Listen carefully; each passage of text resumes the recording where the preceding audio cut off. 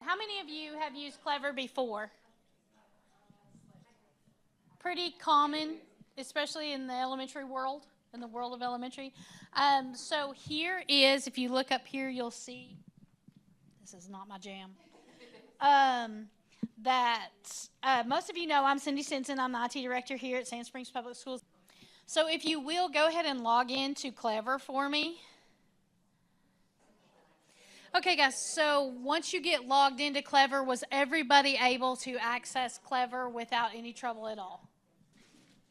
Okay, guys, so Clever kind of houses everything, all the curriculum things that we have as a district. What you're looking for is, you see over here, you see resources, and this just shows you any resources that you have. And like Hannah's been in her portal, and she's added some favorites. You'll see a little heart under things, and if you feel that heart and make it blue, then I'm so sorry, guys.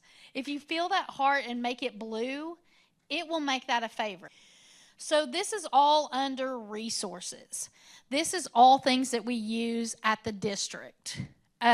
So you can kind of take a look at that. And I'm not going to go over each one of these with you. I am going to point out that ADA math just because you're going to hear that again from Sean Beard this afternoon, because he's the one that does all the curriculum stuff. It's very nice. I just make stuff work most of the time. So when you go to pages, you're going to see some different things there. You're going to see your district page. And so these are things that Sean and I go through every summer, and he says, hey, this is what we're going to do for next year. This is where you'll find all of those things. If it's a district app, it's going to be there. So that's where you'll find those things. If you heart those, they will show up under your resources, just like what Hannah did. And as you can see, Hannah already has a teacher page, and she's already named her page. So if we go back over here to pages, and we go to my teacher pages, then this tells you, okay, so you see these two pages up here? This is important because there's lots of stuff that we use as a teacher that we, like, this is where my Infinite Campus goes. This is where all those teachery things that I use go. If I want to use Kami, it can go both places. It goes here. If I use Canva, you can start that with your district page, or you can put it here. But these are things that only you see. Or if you have some fun apps that you use, like Kahoot or stuff like that, if you want your students to see it, put it here. If you want only you to see it, put it here. So this is Hannah's page. This goes to all students. So when we click, and we can add pages here, as many as we want. So when we click on Hannah's page, welcome to your new page. So if you look up here, it says My Pages. Now, here's the beautiful thing about Clever. Now, I have been an IT director for 16 years. This is the beginning of my 16th year as an IT director. And very few softwares have I come up with that teachers like as much as they do to use Clever. Because you can take this add button right here, you can click it, and you can add anything you want. It can be a PDF, it can be a link, or it can be an app. Clever has things built into it like Khan Academy, what else do teachers like? Prodigy, all of those things that elementary teachers like. You can click on app, and it will take you and show you what it has, and you can search for things. So if we click app, you see Kahoot, Edpuzzle, you can tell Typing.com. All of these things are Canva's there. Splash Learn, I haven't seen that one in a while. Lower, like pre-K and kindergarten teachers, they like this Go Noodle. And so all of those things, you can add any of those things that you want. Here's the Prodigy. That one was super popular. You can add any of those to your page that you want, and it will find them for you. So if you... so you can add anything that you want there. You can also, if you have a website that you love, but it's not one of the apps that Clever has, it can still be on your page. You just go here, put your link URL in here, your title in here, however you want to categorize it on your page. And then they have some icons for you to choose from. You can also upload your own icon if you would like. So you can do all of those things from that page. And PDFs, if you have PDFs that you use, that you've saved that have, like when I was a teacher, you don't have to do this as much anymore because all your books are pretty much you get digital access to. But if you have a resource that you love that's not digital and you take it to the copy machine, even though your copy machine at your site prints in black and white, it scans in color. And it scans good. And there's a button on there when you swipe your fob, you can hit and it'll say, you'll have three things that pop up. It'll say print release, access device, or scan. If you click scan, you can hit it and hit scan to Google Drive. Your Google Drive's already in there. It knows you. You hit that, whatever you scan goes straight to your Google Drive. Yeah, it's pretty cool.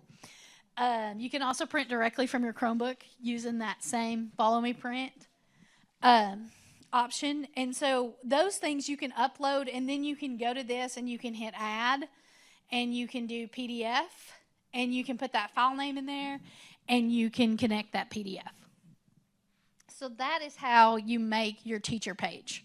Now the other thing you can do, and you guys have, I don't know, 3, 4, 5 of each of you at a building.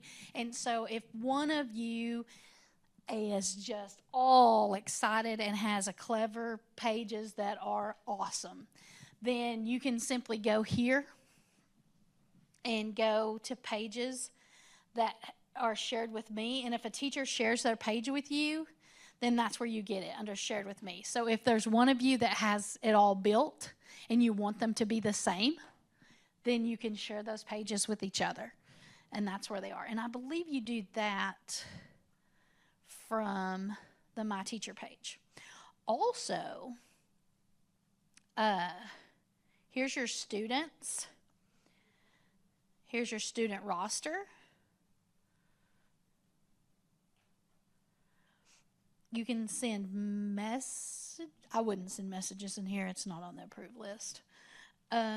Here's your, and if you go to support, this is what I really want to show you guys. I'm going to give you some Clever tips today. I've got 3 things to tell you in 1 hour. So I can't spend all the time on Clever, but if you will click this button right here and go to Clever Academy, that's under support. If you will click and go to Clever Academy, and here's the deal, guys. I live in the real world here. And so if you'll click this quick start in the middle that says 10 to 20 minutes, and you'll spend that 10 to 20 minutes, it will help you. It asks you a whole bunch of questions. It says, welcome to the Clever Academy. Happy back to school. Yay. And then it shows you quick start, get going with Clever for teachers. This speedy guide will help you get started as Clever as a teacher if you're just beginning. So that will show you all of that stuff. If you want to dig a little deeper, you can do this 10 to 30 minutes, or you can dig even deeper into Clever products, or you can become a Clever certified teacher. So you can do all of those things, and the easiest way to get there, you can search Clever Academy and go that way, but the easiest way to get there is to go here, go to support, and go to Clever Academy.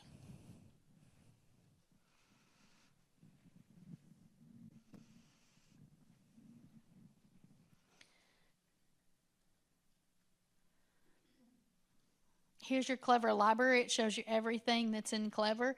Does anybody have any questions about Clever? You can log your students in using Clever. And all of that is in that Teacher Academy, and you can try it so that you get, and it shows you how to print the badges. Now, I will tell you that Clever is changing the way that they do their badges a little bit, and we are going to be stopping the badges at 2nd grade. So So they'll type their username and password in if you're third grade and above. Sean and I are going to work on that, finishing that up this week, because we have to do some things to allow those Clever badges. So that will stop at second grade. So if you have third, fourth, or fifth graders, they will have to type in their login. And the reason we do that is not to make you trouble. It is because the ITSE standards that we use to teach computer instruction, that is one of the things that students be able to log in. And above second grade, that means that they be able to type their login. So that's the reason that we do that. I can make exceptions for those. So if you will let us know that. And we absolutely want to be all-inclusive here at Sand Springs. So if you have somebody that has a 504 or an IEP, please let me know. You'll be seeing those flags. Carrie Schlehuber will be showing you later today, where those are in your grade book. So if you have any questions about that, let me know. Does anybody have any more questions about Clever before we move forward with the next thing? The goal here today is really for you to be able to log into Clever.